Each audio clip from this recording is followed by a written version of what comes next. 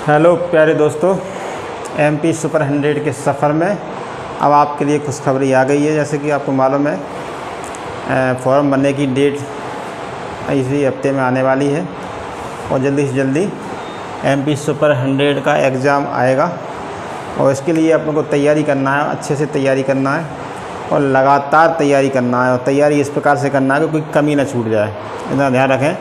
अब अगले टॉपिक वही है अपना ट्रिग्नोमेट्री, बस इसमें एक चैप्टर है ऊंचाई और दूरी जो आप लोगों ने पढ़ा होगा, यानी हाइट एंड डिस्टेंस। इसके बारे में हम आपको बताने जा रहे हैं। इसके बारे में जानकारियाँ होंगी और इसके बारे में क्वेश्चन भी होंगे। कुछ क्वेश्चनों को आप अपने जो बेसिक कंसेप्ट होता है उसके हिसाब से तैयारी करके आप अपने उसमें आगे बढ़ेंगे। और इसमें ध्यान इस बात का देना है, जैसे कि हम शुरू में बता चुके हैं कि ट्रिग्नोमेट्री में अगर कोई आकृति शेप आएगा तो राइट ट्रायंगल का आएगा। तो यहाँ अब अपने राइट ट्रायंगल बनेंगे और उनमें तीनों भुजाओं का जो लंब आधार कर्ण होते हैं उनका उपयोग करेंगे। हाइट माने होता है ऊंचाई, डिस्टेंस माने होता है दूरी। तो ये दूरियाँ समकोण त्रिभुज में ही यूज होंगी। अधिकतर क्वेश्चनों में समकोण त्रिभुज का यूज होना है। तो सबसे पहले हाइट एंड डिस्टेंस को शुरू करने के बाद में हमें सबसे पहला पॉइंट अपन को ध्यान देना है कि एंगल होते हैं और ये एंगल इतना आवश्यक है, एंगल के बारे में जानकारी आवश्यक है। तो एंगल कौन कौन से होते हैं? एक तो होता है उन्नयन कोण, जिसको बोलते हैं एंगल ऑफ एलिवेशन। ये हाइट एंड डिस्टेंस में ज़रूर आता है, क्योंकि सिचुएशन जो बनती हैं, अपन कभी कभार ऊपर से नीचे वस्तु को देखते हैं, अभी अपन कभी कभार नीचे से ऊपर को देखते हैं। तो जो वस्तु देखते हैं और जिस सिचुएशन में देखते हैं, तो ये एंगल अपन को इसके बारे में जानकारी होना बहुत ज़रूरी है। जैसे कि उन्नयन कोण के बारे में बात करते हैं। अब हम आते हैं, जैसे कि हमारी आँख है, ये इस आँख के बिल्कुल सामने अगर लाइन खींचेंगे तो ये पृथ्वी के माने ज़मीन के समानांतर होगी। और अगर अपन को नीचे से ऊपर की कोई चीज़ देखना है, माने कोई पक्षी उड़ रहा है और पक्षी को देख रहे हैं, तो आँख और पक्षी को मिलाएंगे तो ये कौन सी लाइन बनेगी? इसको बोलते हैं दृष्टि आधार रेखा, माने दृष्टि रेखा। दृष्टि रेखा होती है और आँख के बिल्कुल सामने ज़मीन के समांतर होती है, वो दृष्टि आधार रेखा होती है। तो हमें इस बात का ध्यान रखना है कि जैसे उन्नयन कोण की बात करते हैं तो ये होता है कि नीचे से अगर ऊपर की कोई वस्तु देखें तो दृष्टि रेखा और दृष्टि आधार रेखा के बीच में जो कोण बनेगा उसे उन्नयन कोण बोलते हैं। मान लीजिए कि अपनी आँख इस जगह पे है, यहाँ, तो यहाँ पे आँख है, तो यहाँ से बिल्कुल सीधे ज़मीन के समानांतर ये जो रेखा होगी, इसको तो बोलते हैं अपन दृष्टि आधार रेखा।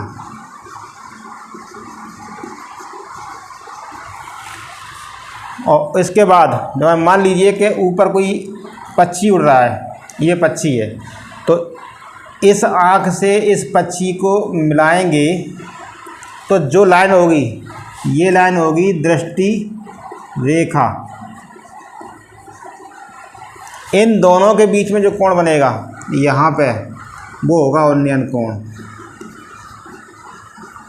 इसको थीटा मान लें या फाई मान लें, कुछ ही मान सकते हैं। तो ये सिचुएशन बनती है।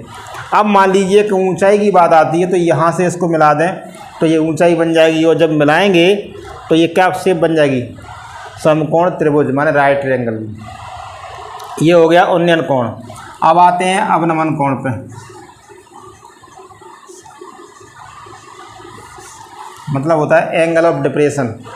अब इसके बारे में बात करें, एंगल ऑफ डिप्रेशन। अभी क्या देखा हमने कि नीचे से जब ऊपर की कोई वस्तु देखते हैं तब, अब इसमें सिचुएशन चेंज होगी।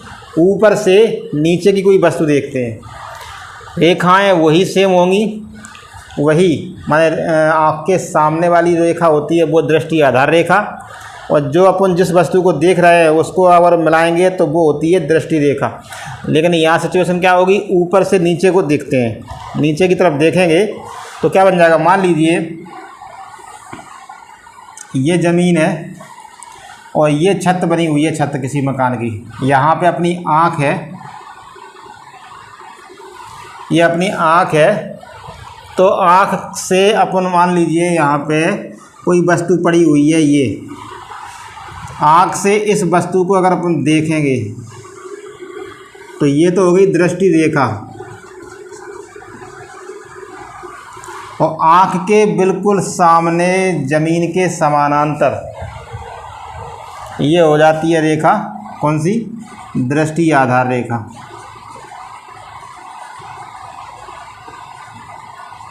इसके बीच में जो कोण बनेगा वो अपना अवनमन कोण।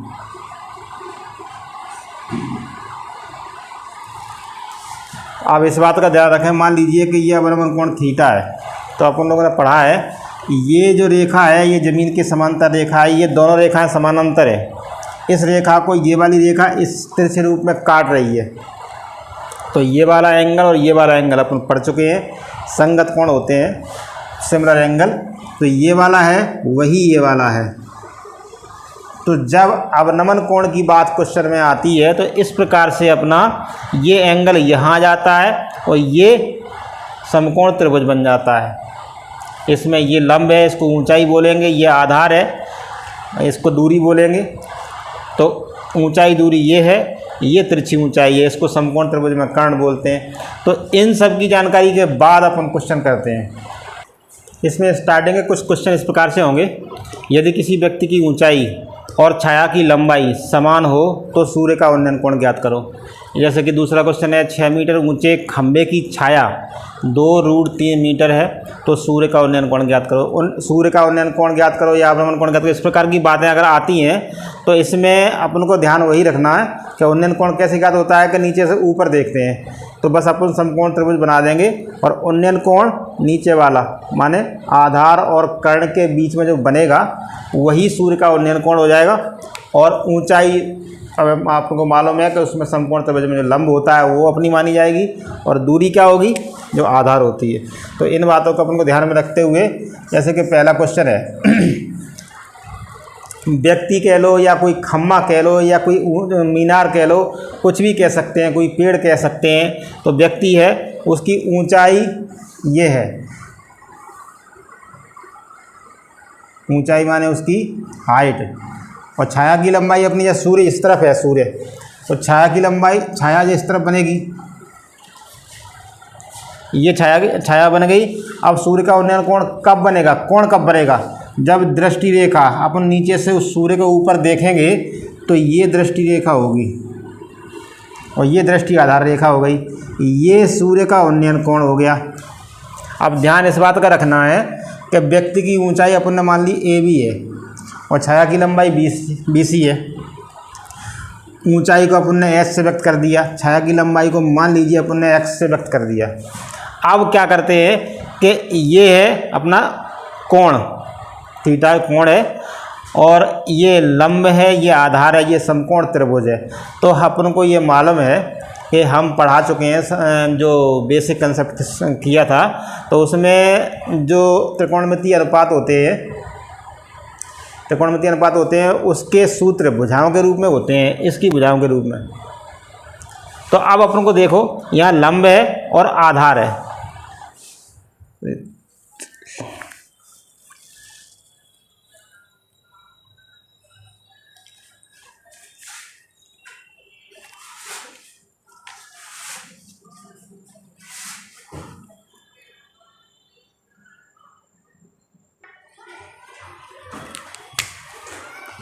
तो त्रिकोणमितीय रेशों के जो अनुपात होते हैं तो उनका जो भुजाओं के रूप में सूत्र, जैसे कि साइन थीटा का होता है लंब बटे कर्ण, कोस थीटा का होता है आधार बटे कर्ण, टेन थीटा का होता है लंब बटे आधार।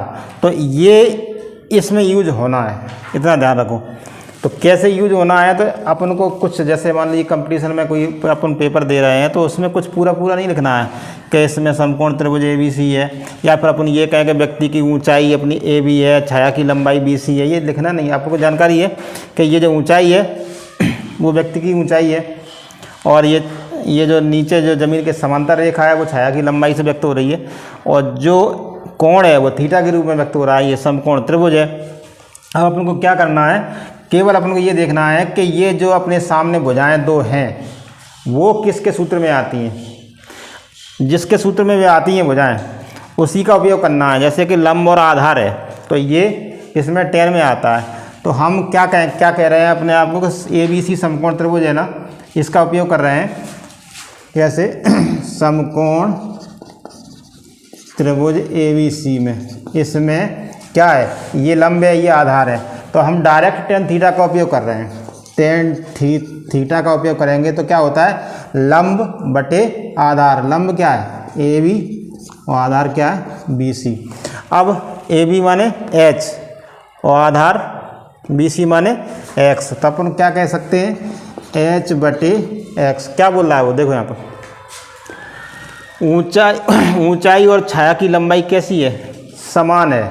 अब ये समान है, अब क्या कह सकते हैं, H और X कैसी है, समान। समान का मतलब होता है बराबर, तो H की जगह पे X लिख दो या X की जगह पे H लिख दो। अगर बराबर हैं तो tan थीटा बराबर H की जगह पे अपन मान लो X लिख देते हैं, तो ये ख़त्म।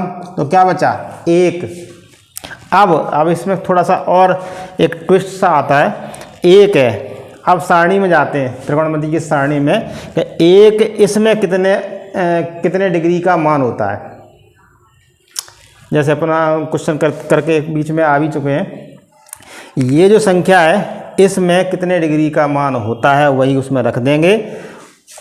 कैसे, अगर आपने सारणी को पढ़ा है तो 1 tan में कितने का मान होता है, 45 डिग्री का। तो tan और tan दोनों साइड में है, तो इनकी तुलना करके ये tan और tan हट जाएंगे, इनको काटना नहीं है, बस केवल हट जाते हैं कम तुलना करके। तो तुलना करके हट जाते हैं, तो थीटा का मान क्या हुआ, 45 डिग्री। तो इसका ध्यान इस बात से रखना है कि समकोण त्रिभुज में नॉर्मली इसकी एक बात होती है जानकारी कि समकोण त्रिभुज में जब लंब और आधार समान होते हैं तो जो कोण होता है ना वो 45 डिग्री का ही होता है। या अपन ये कहें कि अगर कोण 45 डिग्री का है तो उसके लंब और आधार कैसे होंगे, समान होंगे। इस बात का हमेशा ही ध्यान रखना है। दूसरा वाला कोण जैसे है 6 मीटर ऊंचे खंबे की छाया, खंबा है 6 मीटर ऊंचा है, अब इसकी छाया की लंबाई कितनी है, 2√3 मीटर। सूर्य का उन्नयन कोण ज्ञात करो। सेम टू सेम इसी प्रकार से अपन को बनाना है। ये अपन मान सकते हैं AB, ये 6 मीटर ऊंची है क्या, खंबा, और छाया की लंबाई कितनी है 2√3, ये है छाया की लंबाई। जैसे अपने यहाँ दिखाया था वैसे यहाँ ये BC, तो 2√3 मीटर हो गई है। अब सूर्य का उन्नयन कोण बताना है, तो सूर्य का उन्नयन कोण सेम उसी प्रकार से होगा। नीचे से ऊपर देखते हैं तो ये नीचे बन गया ये सूर्य का उन्नयन कोण। अब सेम टू सेम लगभग ये जो बात है यहाँ पे वही वहाँ यहाँ पे है।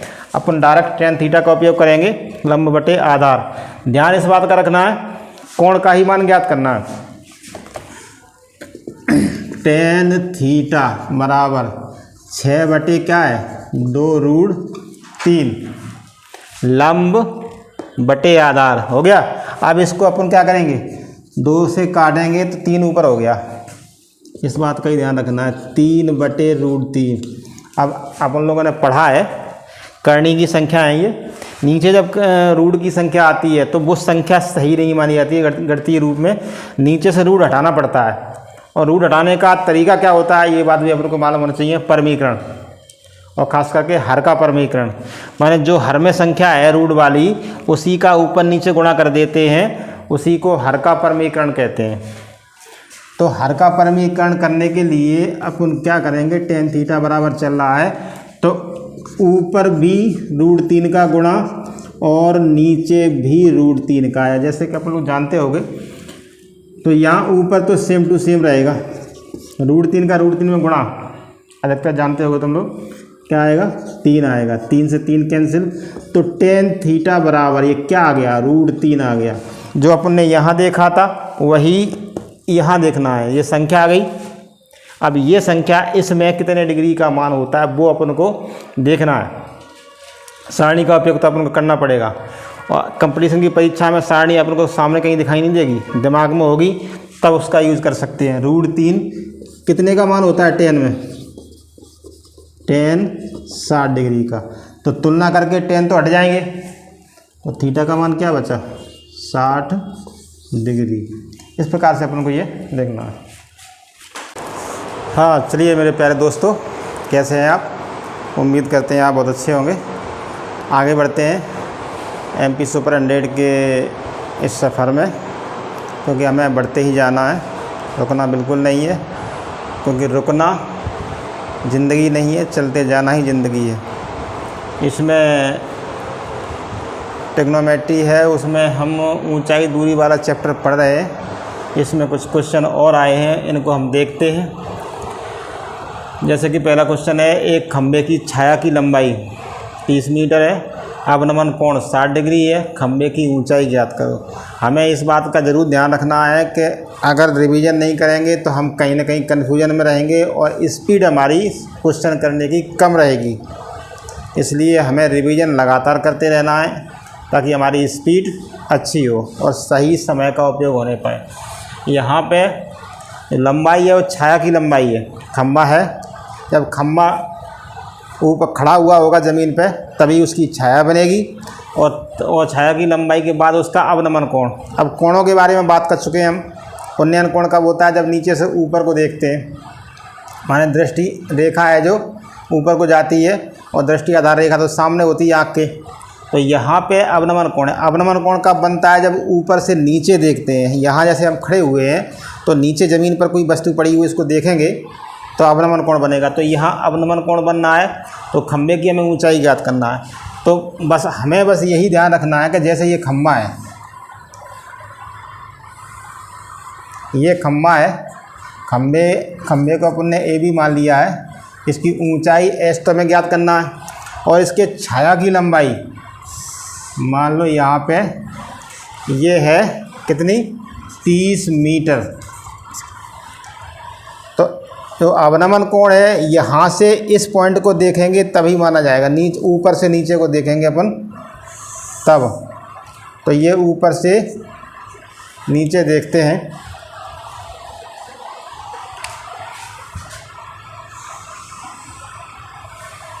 ये हमने देखा तो ये ऊपर यहाँ बनेगा अवनमन कोण। अब ये और ये एंगल संगत कोण होता है, संगत एंगल, सिमिलर एंगल होता है। तो ये भी अपना बन गया है। वो कितने का है? 60 डिग्री का है ये। तो ये भी कितने का हो गया? 60 डिग्री का। देख लो, ए भी ये खंभा है जिसकी ऊंचाई हमें ज्ञात करना है। इसकी छाया की लंबाई है वो 30 मीटर की है। अवनमन कोण जो ऊपर से देखते हैं तब बनता है, तो कोण बनना है 60 डिग्री का। तो अवनमन कोण ऊपर बनता है तो उसके तिरछे रूप में यहाँ जो ये भुजाएं होती हैं, वो रेखा होती हैं, समानांतर होती हैं, इसको तिरछी रेखा काटती है। तो ये वाला और ये वाला संगत कोण कहलाता है। तो ये कोण है वही ये कोण होगा। ये कोण हमने क्यों यहाँ पे लिया है? क्योंकि ये त्रिभुज में बन रहा है और यही कोण हमारे काम आने वाला है। ये कोण काम नहीं आएगा क्योंकि ये त्रिभुज के बाहर है।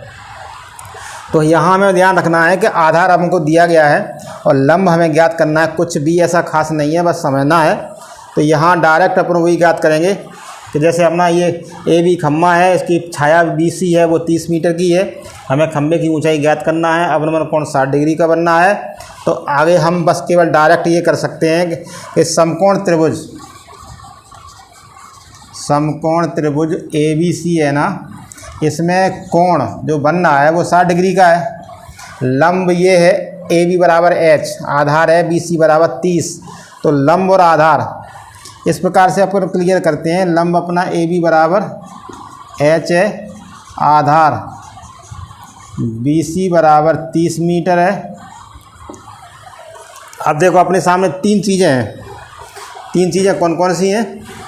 एक तो अपना कोण है थीटा, और दूसरा है लंब। इसकी भुजाओं में तीन होती हैं भुजाएं, तो तीन में से एक भुजा लंब है।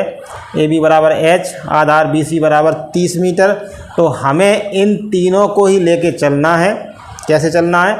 जो भुजाएं अपने सामने हैं, भुजाएं अपने सामने हैं, वो भुजाएं किस वाले सूत्र में आती हैं? हमारे त्रिकोणमिति के जो अनुपात होते हैं वो किस अनुपात में ये आते हैं?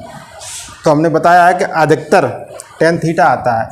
तो tan थीटा माने 60 डिग्री कहेंगे, बराबर लंब बटे आधार होता है। तो लंब अपना h, आधार माने 30। देख लो, tan 30 का मान होता है कितना? √3। और h/30 इसका तिरछा गुणा इसमें कर दो। इसमें कोई ऐसा खास है नहीं, लेकिन बस केवल हमें बताना था। इसका इसमें गुणा करेंगे 30√3 मीटर, ये खंभे की ऊंचाई हो गई। इसके बाद हम आते हैं, जैसे कि ये बता रहा है कि एक छड़ की लंबाई और छाया का अनुपात 1:√3 है, तो सूर्य का उन्नयन कोण ज्ञात करो। देखो यहाँ पे क्या करना है, बात वही है कि छड़ जो है ना उसकी लंबाई और छाया, छड़ की छाया तभी बनेगी जो खंभे की तरह वो ज़मीन पर खड़ी होगी। तो इस बात का हमें यहाँ भी ध्यान देना कि जैसे ये बनाया था वैसे ये बनाना है। तो जैसे ये है, मान लीजिए अपना छड़ ज़मीन पर खड़ी हुई है, खड़ी सीधी खड़ी हुई है, तो छड़ की लंबाई क्या हो जाएगी, इसकी ऊंचाई, और छाया की लंबाई कहाँ बनेगी, ज़मीन पर। कितना अनुपात है, 1:3। तो थोड़ा सा अपन यहाँ पे अंतर ये करेंगे। और सूर्य का उन्नयन कोण ज्ञात करो। तो उन्नयन कोण है, तो उन्नयन कोण हमेशा नीचे ही बनता है, तो उन्नयन कोण थीटा मान लिया। अनुपात, अब देखना यहाँ पे अनुपात दिया गया है, उसमें अपन को अनुपात के रूप में संख्या मानना कुछ नहीं है, बस केवल अपन को जैसे मान लीजिए कि छाया की लंबाई इसकी छड़ की है वो अपन ने h मान ली ऊंचाई के हिसाब से, और ये दूरी है वो x मान ली। तो बस अपन को ये ध्यान रखना है कि ये छड़ है, ये इसकी लंबाई माने ऊंचाई को h माना है, ये दूरी x मानी है, तो उसने क्या बोला है, लंबाई और ये छाया की लंबाई, इनका अनुपात जो दिया है उसका उपयोग कैसे करना है, h/x का मान हमें दिया है 1:√3। अपन चाहें तो इसको h/x बराबर 1/√3 ये भी कर सकते हैं जो दिया है उसके हिसाब से। और कोण थीटा का मान हमें ज्ञात करना है, तो कैसे ज्ञात करोगे। अब ये लंब और आधार यहाँ पे भुजा आ रही है, तो क्या लेके आना है, वही जो अपन लेके आए हैं, tan थीटा बराबर होता है, क्या होता है, लंब बटे आधार, माने लंब अपना h है, आधार कितना है x। h/x यहाँ पे अपन को पहले से ही दिया गया है 1/√3, तो tan थीटा बराबर हो गया 1/√3। अब वही पुरानी वाली बात आएगी कि ये संख्या है, ये त्रिकोणमिति का अनुपात है, तो ये संख्या इस अनुपात में कितने डिग्री का मान होता है, तो वो यहाँ पे आ जाएगा। tan में ये संख्या कितने डिग्री की होती है, तो tan थीटा बराबर अपन जानते हैं, अगर सारणी अपन ने पढ़ी है तो ये संख्या tan में 30 डिग्री का मान होता है। तो तुलना करेंगे दोनों पक्षों की, तो tan से tan हट जाएगा, कट नहीं जाएगा, तुलना करके tan हट जाएगा, तो क्या बचेगा, थीटा बराबर 30 डिग्री। ये थीटा क्या है, सूर्य का उन्नयन कोण, ये थीटा है, तो ये अपना 30 डिग्री हो जाएगा।